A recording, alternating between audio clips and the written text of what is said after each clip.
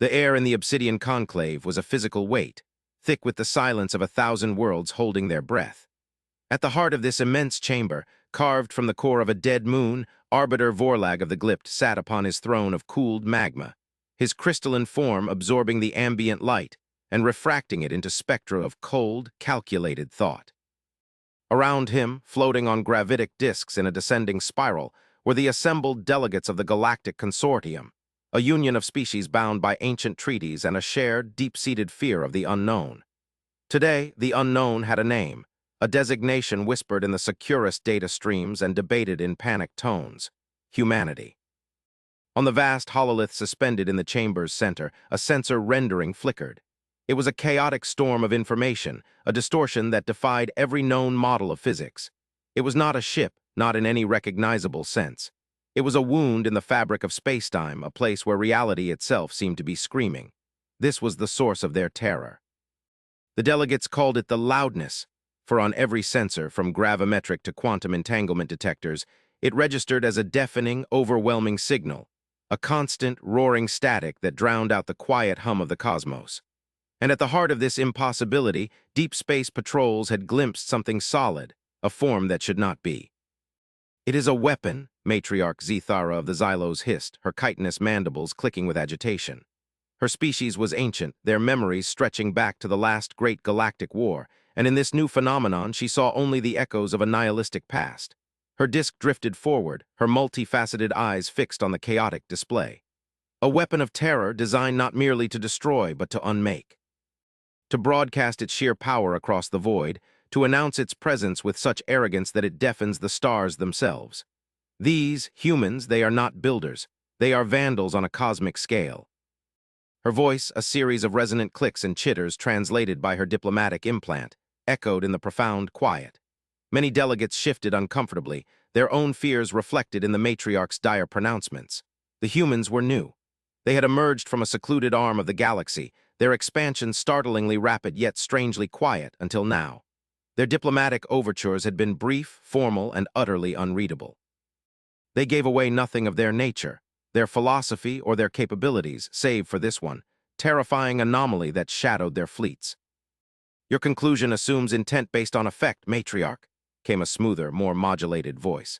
Chief Artificer Kalen of the Signian technocracy hovered on his own disk, his gelatinous body shimmering with internal bioluminescence. The Signians were the architects of the consortium, the master engineers who had woven the network of stable void lanes that held their civilization together. For Kalen, the human anomaly was not an act of terror, but a maddening, fascinating puzzle. "We have no evidence this, resonance, is a weapon. It correlates with the presence of a specific class of their capital ships, but it has never been directed. It simply is.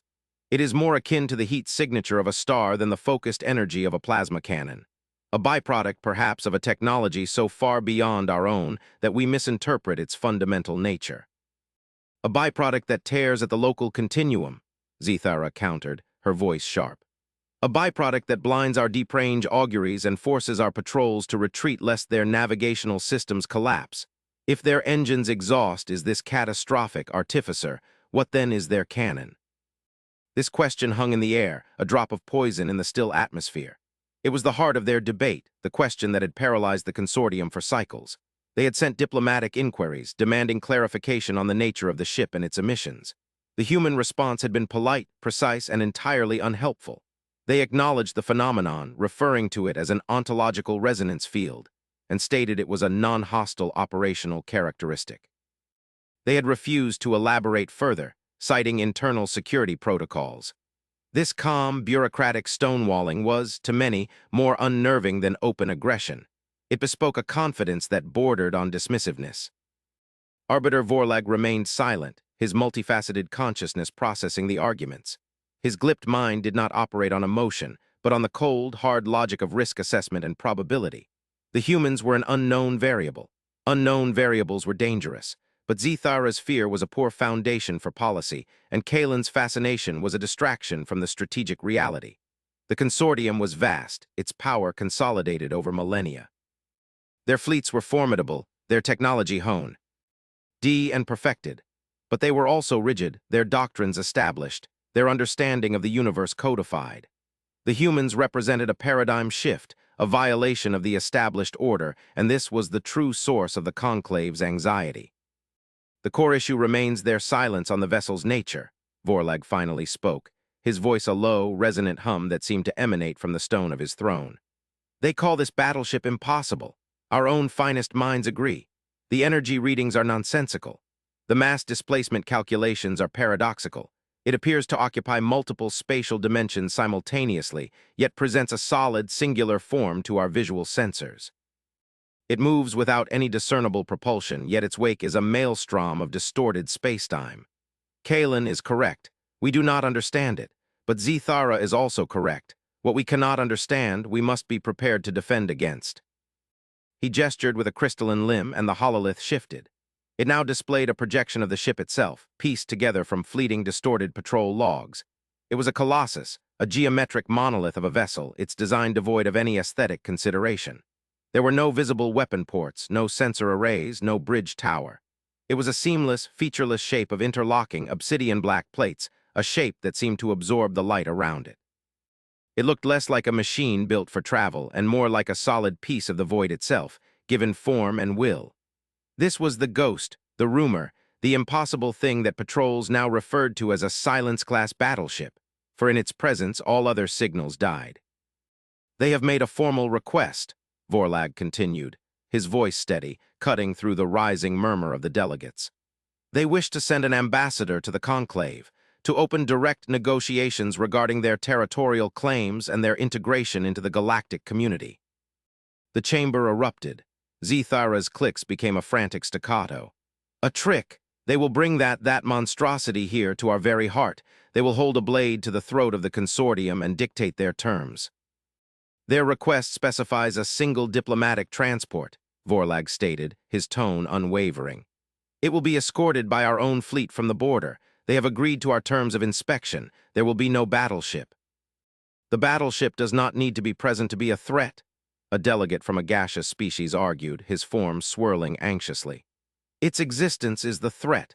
It is the unspoken weight behind every word their ambassador will utter. We will be negotiating with the echo of that loudness. Kalen's light pulsed thoughtfully. Or perhaps they are offering us an opportunity to finally understand, to ask our questions directly, to look into the eyes of the beings who built a machine that breaks the laws of physics. Do we truly wish to choose ignorance and fear over knowledge, however unsettling that knowledge may be? He turned his attention to Vorlag. Arbiter, my technocracy advises we accept their proposal. The risk of misunderstanding is now greater than the risk of engagement. We must know what they are. We must know what that ship is. Vorlag's gaze swept across the conclave. He saw fear, yes, but also a dawning realization. The path of isolation and hostility was a path to a war they did not understand, a war against an enemy whose capabilities they could not measure. The humans were holding a strange, new key to the universe, and it was just as likely to unlock a door as it was to be used as a weapon. The gamble was in discovering which. He weighed the probabilities, the endless chains of cause and effect. The optimal path, the one with the highest chance of survival and stability for the consortium, was the one that led through the heart of the enigma itself. The Signian's logic is sound, Vorlag declared, his voice resonating with finality. The chamber fell silent once more, the delegates turning their full attention to him. We will grant them safe passage. We will receive their ambassador. We will listen to their words, and we will measure them against the silence of their actions. He focused on the hololith, on the ghostly image of the impossible ship. And we will prepare our fleets. For diplomacy, when it involves the unknown, must always be conducted from a position of strength. We will welcome them with an open hand, but we will keep our own blade sheathed and ready. The decision was made. A message was dispatched to the territorial border, a string of cold, formal code accepting the human proposal. And across the countless worlds of the consortium, a new kind of silence fell. It was not the silence of peace, but the tense, fragile quiet before a storm, a silence filled with the phantom echo of a sound that no one could hear, yet everyone could feel, the deafening, impossible loudness of humanity's arrival. The human, diplomatic vessel was a study in profound understatement. It was small, sleek, and utterly conventional. It adhered to every known principle of starship design, its void drive emitting the familiar, gentle hum that all civilized spacefaring races used. As it was escorted into the heart of the consortium by a phalanx of their most powerful warships, It seemed almost comically outmatched, a tiny silver fish swimming amidst a school of leviathans.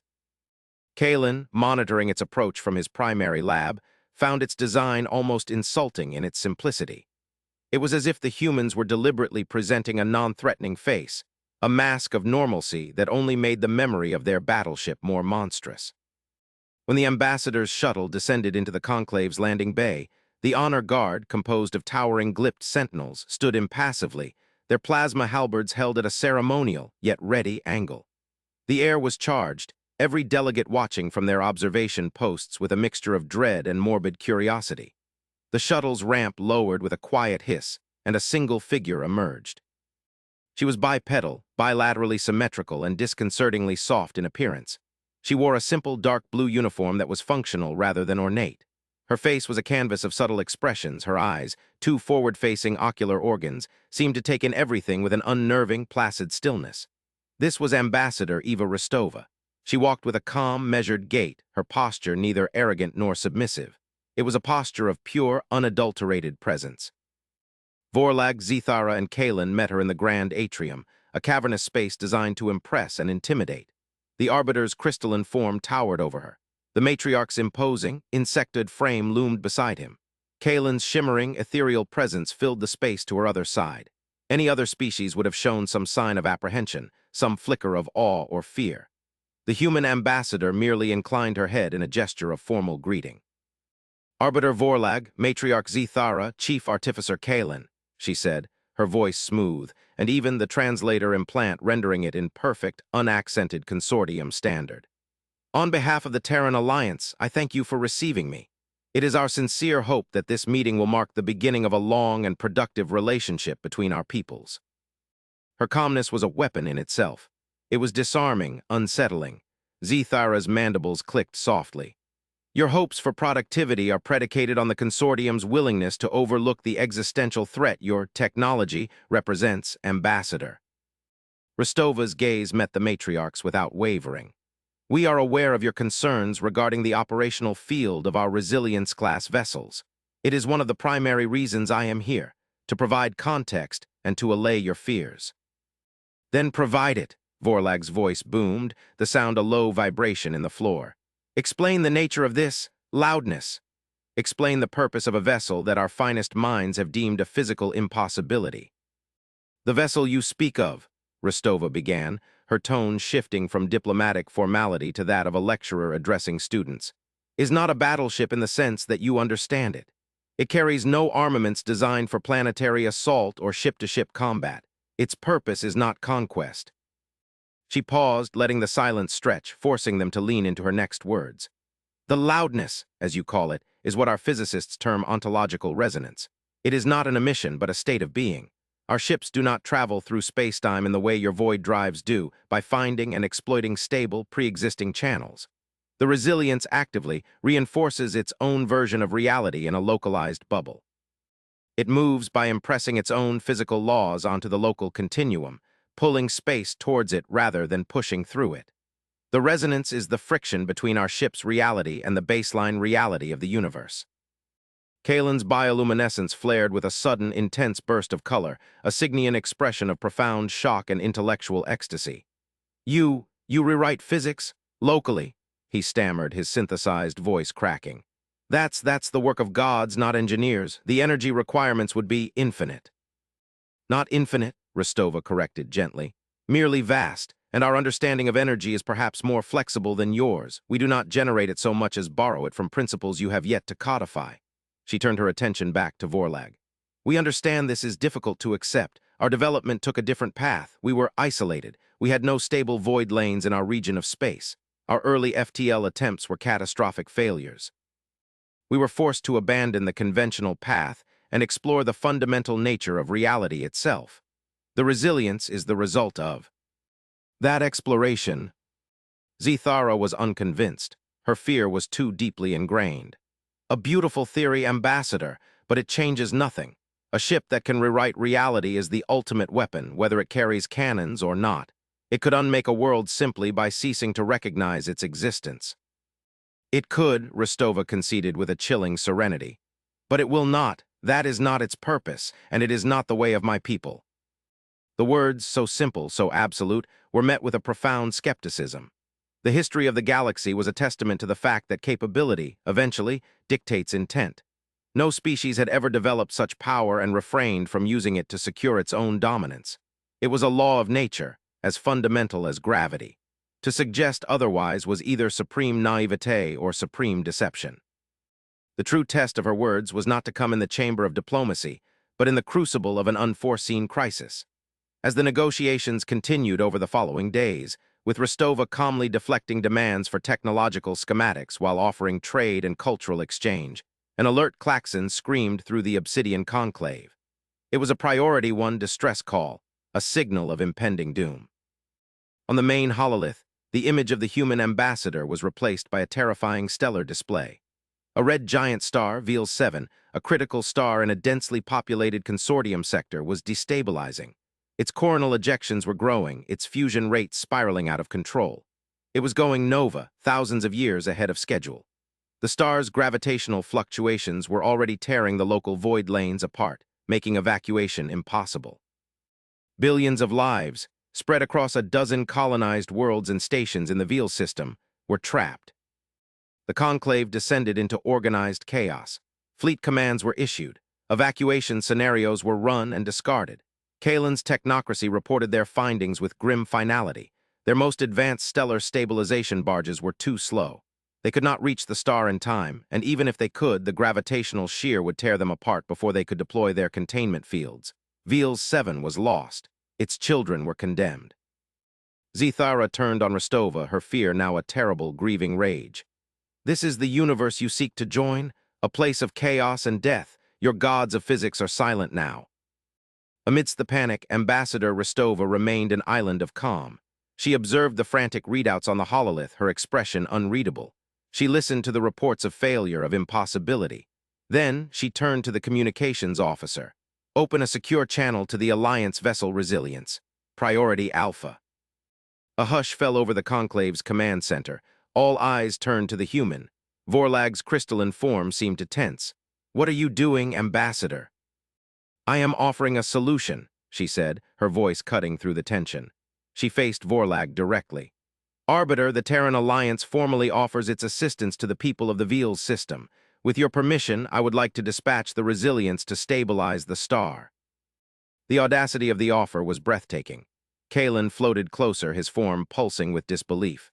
Impossible. My models are clear. No ship can approach Veal 7. The tidal forces, the radiation, it would be vaporized. And even if it could survive, what could it possibly do? You cannot simply command a star to be still. Our ship is not bound by your models, Artificer, Rostova replied, her gaze unwavering. Its reality is its own. It can withstand the conditions, and we believe we can reinforce the star's own gravitational integrity to dampen the runaway fusion reaction from the outside. Zithara let out a chittering sound that was a mixture of scorn and desperation. A demonstration. You would use our tragedy to showcase your terrible power. I would use our power to prevent your tragedy, matriarch, Rostova countered, a flicker of something hard and cold in her eyes. Is that not the purpose of strength? To protect? The choice is yours, Arbiter. Billions of lives hang in the balance. Grant us permission. Let us show you what we are. Vorlag stood at the precipice of an impossible choice. To refuse was to condemn billions to a fiery death. To accept was to place the fate of a core consortium system in the hands of a power he did not understand, to invite the very monster they feared into their home. He looked at the hololith, at the dying star, at the predicted casualty counts scrolling into figures that made his logical mind recoil. He then looked at the human ambassador, at her calm, unwavering certainty. It was the certainty of a being who held a lightning rod in the middle of a thunderstorm. The risk of inaction was a certainty of death. The risk of action was a possibility of salvation, wrapped in a mystery. Logic dictated the path. Permission granted, Vorlag boomed high, S voice shaking the very foundations of the conclave. Route the distress data to the human vessel. May your impossible ship achieve the impossible.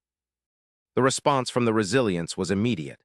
It was located several sectors away, a journey that would take a conventional consortium fleet days. On the strategic map, a new icon appeared, a representation of the human battleship. It did not move along the void lanes. It did not jump. The icon simply vanished from its previous position and reappeared at the edge of the Veal system. The transition took less than a minute. In the conclave, a collective gasp went through the assembled delegates. They had just witnessed faster-than-light travel that did not use their established networks, a feat of translocation that was, by their science, utterly impossible. The view on the main hololith switched to a feed from a long-range observatory drone, the last surviving sensor platform in the Veal system. It showed the raging star, a monstrous ball of plasma spewing death into the void. And then something moved in front of it.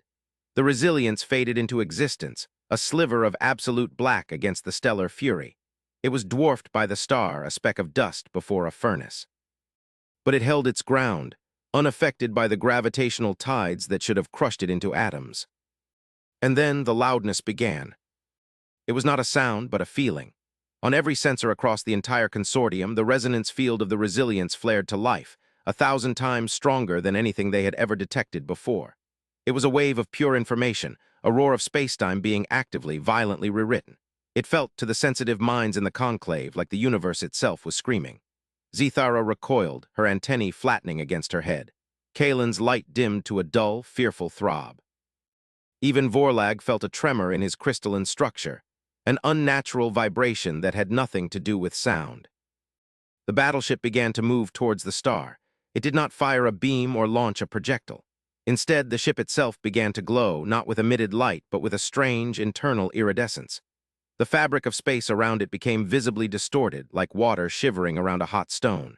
The ship was projecting its reality, its stability, its order into the chaos of the dying star. It was a battle of concepts, of physical law against physical law. From the ship, a field of shimmering, translucent energy expanded, a perfect sphere that grew to encompass the entire star. It was a bubble of calm physics, a cage of order imposed upon the stellar furnace. Inside the bubble, the furious coronal ejections seemed to slow, to retract. The violent solar flares sputtered and died. The star, caught within this impossible grip, seemed to shudder to fight against its own salvation. On the hololith, Kalen's frantic data stream scrolled by. Incredible, they are not suppressing the fusion, they are tuning it.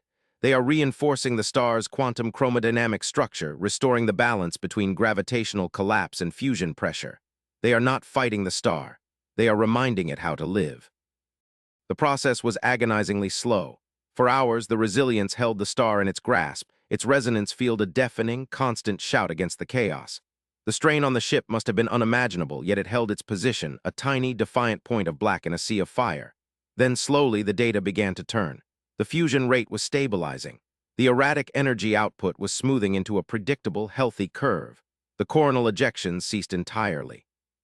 After what felt like an eternity, the shimmering field collapsed, retreating back into the hull of the battleship. The ship, its work done, drifted away from the now stable star. Veal's 7, once a raging monster on the brink of self-destruction, now burned with the calm, steady light of a healthy red giant. It was whole. Its planets were safe. Its people were alive. The loudness on the consortium's sensors faded back to its idle state, a lingering, powerful hum where once there had been a deafening roar. In the obsidian conclave, there was only silence. It was a new kind of silence, deeper than the one before. It was the silence of awe, the silence of terror transformed into a profound, soul-shaking respect. They had asked the humans to explain their power, and the humans had answered not with words, but with a miracle. They had witnessed a vessel that was not a weapon of war, but a tool of creation, a shepherd for wayward stars. Zethara stared at the screen, her multifaceted eyes wide. The fear was gone, replaced by something she had not felt in millennia, wonder. She turned to Ambassador Rostova, who had watched the entire event with that same infuriating, magnificent calm. You saved them, the matriarch whispered, her clicks soft and humbled. All of them. Rostova met her gaze, and for the first time, a hint of emotion entered her voice. It was not pride, but a deep, resonant weariness. That is the purpose of the resilience, she said softly. To hold back the chaos, to keep the lights on. Arbiter Vorlag stepped forward, his form seeming to radiate a new light, a light of understanding. He looked at the human, this small, soft creature who represented a power that could unmake his entire civilization, and who had just used it to save it. His ancient, logical mind had been presented with a new, undeniable truth. The humans were not a threat to be managed. They were a revelation. Ambassador Rostova, he began, his voice imbued with a gravity that transcended mere diplomacy. We have much to discuss, not as potential adversaries, but as Colleagues, it appears the Galactic Consortium has been operating with an incomplete understanding of the universe. The second assembly in the Obsidian Conclave felt like a gathering in a different era. The fear that had permeated the chamber before was gone, replaced by a charged atmosphere of revolutionary thought. The delegates no longer saw a threat, but an enigma of boundless potential. Ambassador Rostova was no longer a potential enemy, but a guest of profound honor, seated now on a gravitic disk near the Arbiter's throne. She had been invited to address the full conclave, to answer the one question that now burned in every mind. Why? Why build such a vessel? Why develop the power to command reality itself? If not for conquest, then for what purpose? What cosmic challenge could have possibly necessitated the creation of the impossible? The hololith in the center of the chamber was active, but it displayed only a simple, serene starfield, the view from the conclave's location. Rostova stood, her small form a stark contrast to the immense scale of the chamber and the varied, imposing figures of the alien delegates. Yet she commanded the absolute attention of every being present. For generations, she began, her voice calm and clear echoing in the vast space, the consortium has thrived by mastering the known. You built your civilization in the calm harbors of the galaxy, along the stable currents of the void lanes. You codified the laws of the universe and built machines that operated perfectly within those laws. It is a magnificent achievement, a testament to order and logic. She paused, letting the compliment settle. Humanity had no such luxury. The region of space we were born into was a tempest. Unstable stars, rogue gravitational fields, shifting realities. Our cradle was a place of chaos. To survive, we could not simply master the laws as they were. We had to learn to impose our own. We learned to build shelters not just of metal and force fields, but of stable, predictable physics. The resilience is not a ship. It is the ultimate expression of that philosophy. It is a portable island of order in a chaotic sea. Kalen's light pulsed in eager affirmation. The explanation was elegant, logical. It fit the data, but it still felt incomplete. Survival in a chaotic region of space might explain the technology, but it did not explain the sheer scale of it, nor the sense of profound purpose that seemed to emanate from the human ambassador. But you are no longer confined to that chaotic sea, Ambassador, Zithara interjected, her tone now one of genuine curiosity rather than accusation. You have joined the wider galaxy. Why continue to build such instruments of order? What threat do you perceive that requires you to carry a tool that can mend a star? This was the question, the real question. Rostova's placid expression tightened just for a moment, and the delegates sensed a shift. The lecture was over. The truth was about to be revealed. Because the chaos we were born in, Rostova said, her voice dropping, becoming heavier, was not an accident of stellar geography. It was a symptom, an echo. We are not just explorers or diplomats. My people, we are sentinels. We are listeners watching a shadow fall upon the universe. She gestured to the hololith.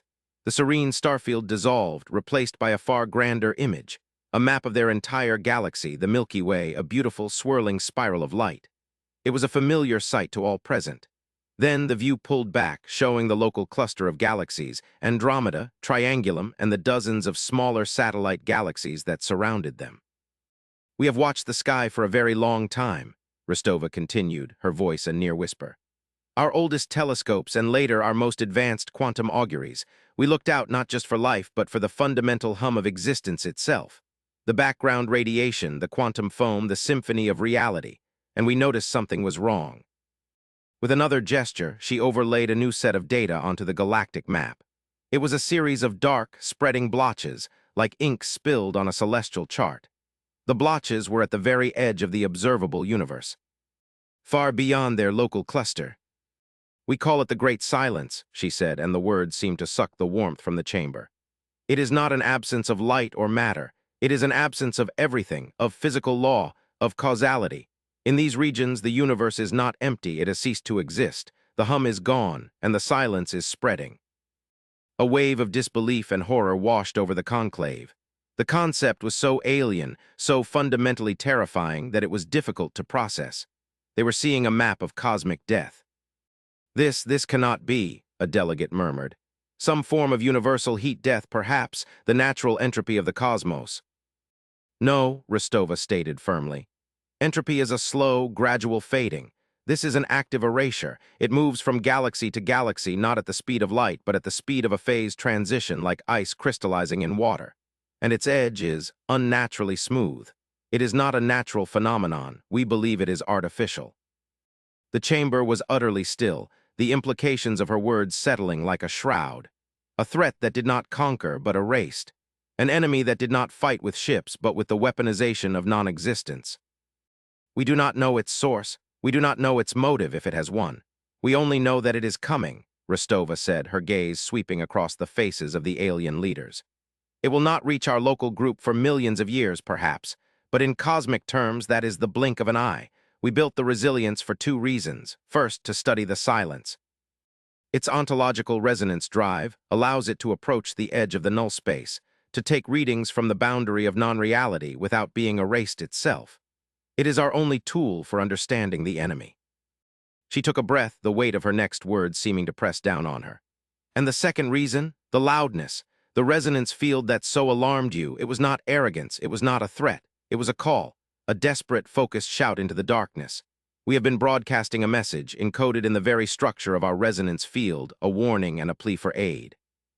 We designed it to be loud, to be impossible to ignore, so that any civilization advanced enough to detect it would know that something was fundamentally wrong with the universe. It was a signal fire, lit in the hopes that we were not alone in the night. Her voice finally broke with a trace of raw, human emotion. For 50 years, we have been shouting into the void, and you are the first to have heard us. The revelation was absolute. The impossible battleship, the symbol of humanity's terrifying power, was not a weapon of conquest. It was a lighthouse. The deafening loudness was not a roar of aggression, but a scream for help, a desperate attempt to rally the galaxy against a coming apocalypse that no one else had even seen. Their arrogance was a mask for a terrible, lonely burden. Arbiter Vorlag stared at the map, at the creeping, silent doom at the edge of creation. All his calculations, all his fears about the humans, had been so small, so laughably parochial. He had been worried about a political shift in the balance of power, while humanity was fighting a war for the continued existence of reality itself.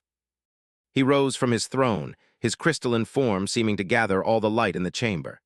He descended from his dais and approached the human ambassador, a gesture of profound respect no arbiter had ever made before.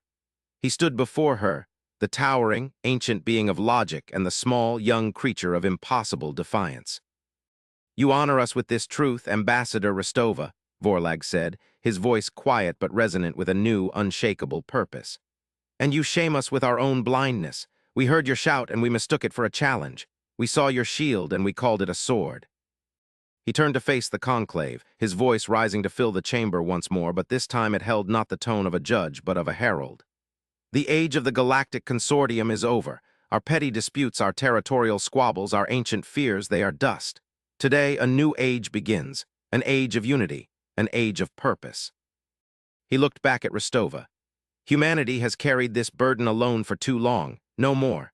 The fleets of the consortium, the minds of the technocracy, the will of our 1,000 worlds, they are yours to command in this war against the silence. Your loudness was a call, consider it answered." Around the chamber, one by one, the delegates of the consortium rose. Zithara, the fearful traditionalist, her mandibles now set in a look of grim determination. Kalen, the brilliant engineer, his light pulsing with the fire of a billion new, terrifying equations to solve. All of them, from every corner of the galaxy, united not by a treaty of convenience, but by a shared, existential dread and a newfound, profound respect for the strange, loud newcomers who had come not to see. Anchor, but to save them all from the quiet at the end of everything. The hololith shifted one last time at Rostova's command. The map of the encroaching silence remained, but overlaid upon it was a new symbol, the insignia of the Terran Alliance, a simple circle representing their homeworld, now intertwined with the spiraling galaxy symbol of the consortium. It was a new banner for a new and infinitely more important war. The silence in the chamber was finally broken, not by debate or fear, but by the unified hum of 1,000 worlds, a quiet promise of a loudness yet to come, a symphony of defiance against the encroaching night.